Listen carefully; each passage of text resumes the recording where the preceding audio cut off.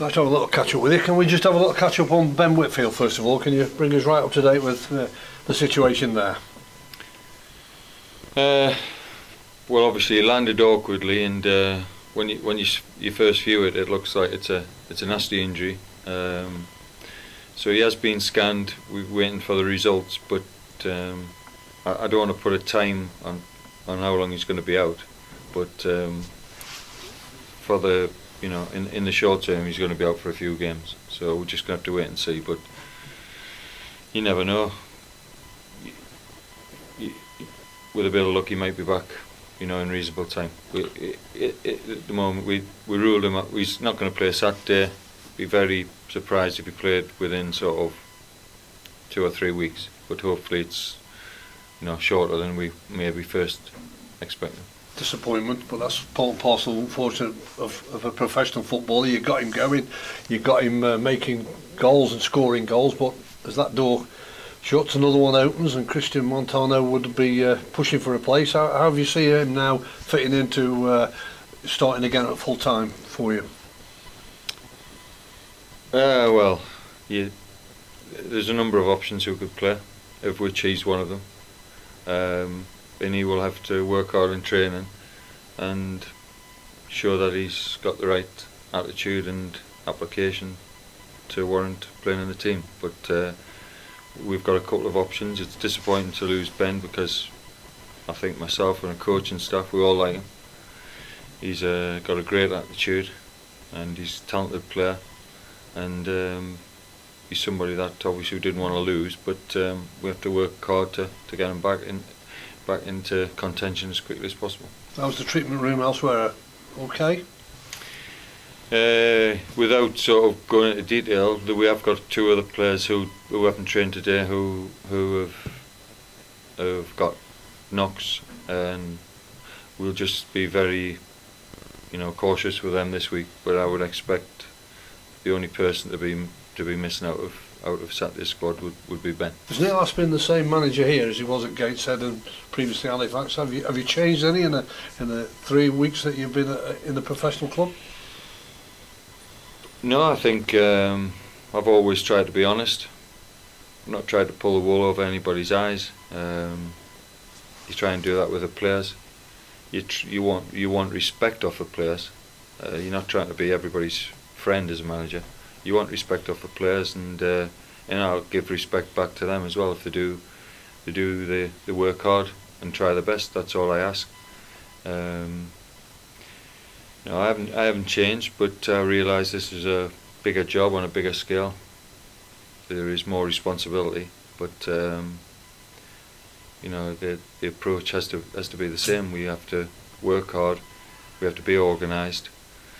And then in time you hope that you can be at a club long enough to have an impact and to bring some success.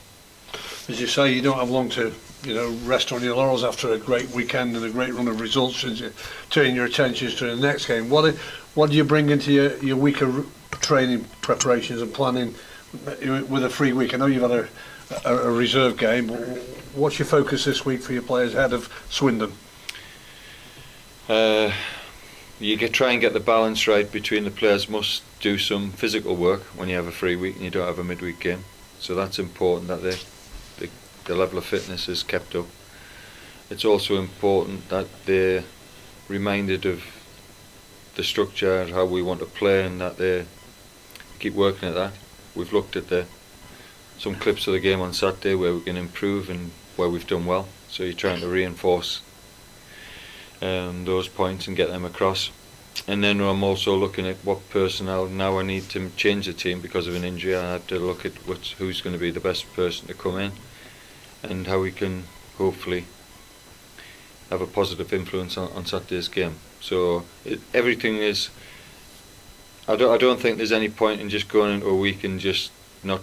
You can't not give it thought to what you're trying to do for the week. So it is structured into what we're trying to do on the Saturday. But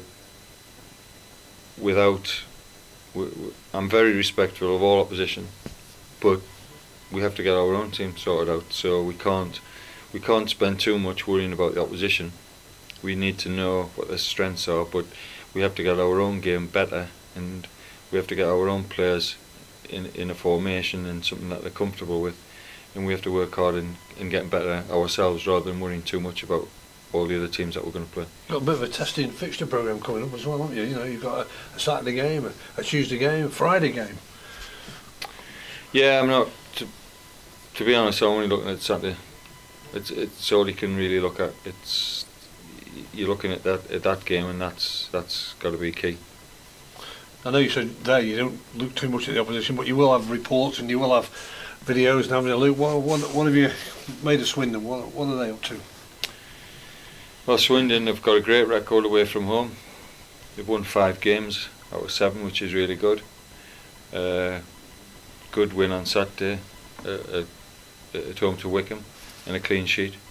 They've got some good players in the team, capable of scoring a goal. And as I say, they will be a test for us on Saturday. And we have to be at our best against any team to get a result. But I don't want to give too much away. We know we've identified their strengths, but they've got a couple of different personnel that could bring in as well. And that's why I always think if you concentrate too much on the opposition, then they could come with a different lineup on the Saturday. So I think it's important we try and get our own team sorted out and get them, all knowing their jobs, and then we'll try and approach games like that. And the nice run of 3 points under your belt have come your way, has moved you up the table slightly, but it's got you closer to the other clubs above you, and that would have been a key, wouldn't it, Neil, as well, that nobody got away from you. Well, I think if you are in a situation where you've got 3 teams at the bottom of the table, like we had, and if all those teams were continually losing and you were thinking, well, two out of those 3 teams are going to go down, then there's not a lot of margin for error. But if we can get into a position where there's 10 teams all in and around it, and only 2 teams goes down, and 2 teams goes down out of 10, then we have obviously a much better chance. And once we get into that pack, which we're getting closer to, then there will be in a much better position.